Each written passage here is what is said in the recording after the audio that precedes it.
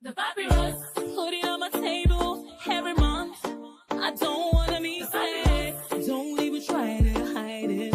No, I don't wanna lose it. And you see how it is, it's so inviting. The papyrus, we're all so alive. The papyrus. Hello, welcome to the Papyrus TV News Update. First, the headlines. Ebonyi governor issues strike ultimatum, threatens workers with dismissal. Nigerian Labour Congress blasts Ebonyi governor over minimum wage strike ultimatum. Wike to flag off major roads project and law school staff quarters. House of Reps target contract delay with procurement reform bill. Nasarawa governor clarifies position on tax reform bill. Senate NUT advocates more universities to bridge educational gap. Court order for future of 753 duplexes linked to ex-CBN governor. Now the news in full.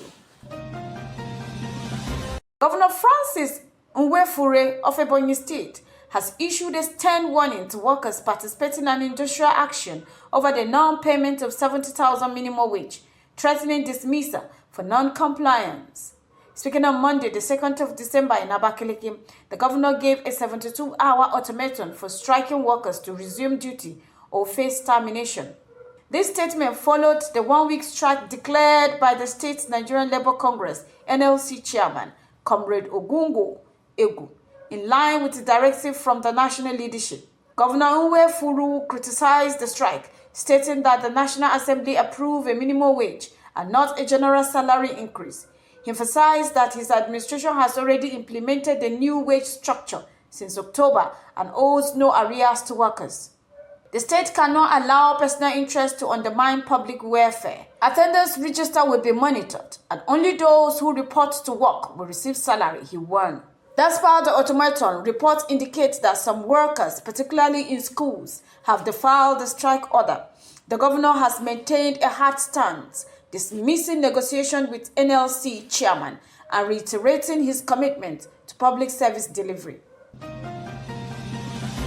In a similar development, the Nigerian Labour Congress (NLC) has condemned Ebonyi State Governor Francis Nwefure's warning to sack workers striking over the non-implementation of 70,000 minimum wage. Labour leaders have urged workers in the state to intensify their strike action in defiance of the governor's irresponsible ultimatum. The NLC insisted that the right to strike is a lawful means of addressing grievances and called on Governor Nwefure to engage in constructive dialogues with state labor leaders to resolve the dispute. In a strong show of solidarity, the NLC directed its affiliates nationwide to support the striking workers and reiterated its demand for the full implementation of the 2024 national minimum wage. The union criticized the governor's approach, emphasizing that threats against workers undermine fundamental labor rights and only escalate tension. Continuing, the Federal Capital Territory FCT Minister Nyesim Wike is set to flag off 6 major infrastructure projects this week, including the construction of roads and staff quarters for the Nigerian law schools. Senior Special Assistant of Public Communication and New Media, Lere Olayenka, announced on Monday, 2nd December, that these projects are part of Wike's commitment to revamping Abuja infrastructure. New vehicles will also be distributed to security agencies to enhance their operations. Projects slated for commencement include the Kabusa Takushara and Kabusa Keti access road to the EFCC Academy in Girls Districts, and the construction of staff quarters for the Nigerian Law School in Buhari Area Council. Additionally, a 15-kilometer road connecting the Abuja-Lokoja Road to Pia in Kwali Area Council will be constructed. The FCT minister has personally inspected over 10 project sites in recent weeks, including the reconstruction of the Kwata Yebu Road and upgrading the War College Checkpoint Road in Buhari. Other projects include Arteria Road, Judges Quarters, and internal roads in satellite towns. This initiative demonstrates Wike's determination to transform Abuja infrastructure landscape and improve the living standard of its residents.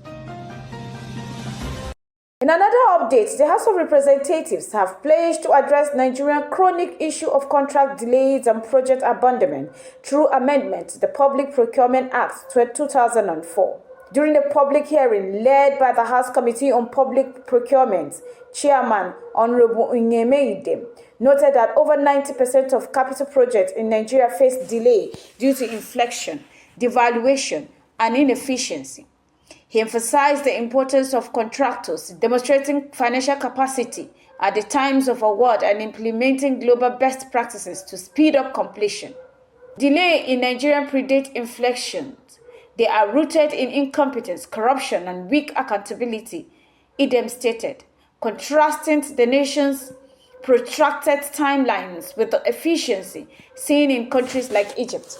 However, the proposed amendment faced opposition from the Bureau of Public Procurement, BPP, Director General Dr. Adebowale Adedokun, and former DG Emeka Eze urged that the existing laws already address delay and suggested better enforcement and systematic reform instead.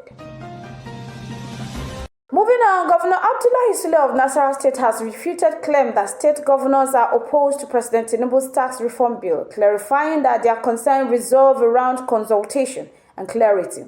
Speaking on Monday, 2nd December 2024, Sule stated that the governors have requested a temporary withdrawal of the bill to allow further dialogue and refinement of contentious provisions.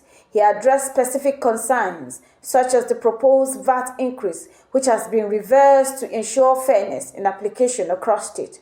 Sule emphasized that the governor's position is not one of outright opposition, but a call for inclusive discussion to align on the bill's objective. In response, Presidential Tax Reform Committee Chairman Taiwo Oyedele thanked Sule for his input and assured stakeholders of the committee's openness to further consultations.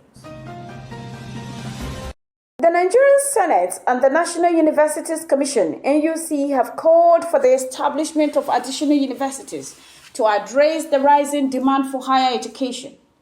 At a public hearing on the proposed Federal University, Okigwe, stakeholders, including Senate Committee Chair, Senator Muntari Danduti, and NUC Executive Secretary, Mr. Chris Mayaki, highlighted the critical shortage of tertiary institutions.